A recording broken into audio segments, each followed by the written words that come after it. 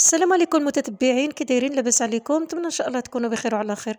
اليوم غادي نحضر معكم التورتيه بالبطاطا ما مقلياش في الزيت، تورتيه صحيه للناس اللي ما كياكلوش حاجه اللي مقليه في الزيت.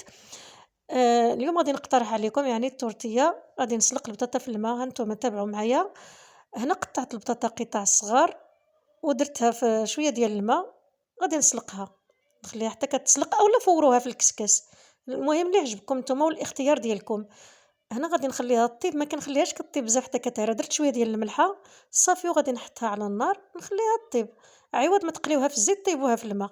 هنا صافي راها طابت، صفيتها من هذاك الماء خليتها حتى كتقطر مزيان. انا درت بصله صغيره قطعتها مشلضه، شويه ديال المعدنوس، فص واحد ديال الثوم، شويه ديال الخرقوم، شويه ديال الكمون، شويه ديال الابزار او فلفل اسود، وشويه ديال التحميره، وشويه ديال الملحه. ما كثرتش الملحه لحقاش درت شويه في البطاطا ملي كانت كتسلق في الماء.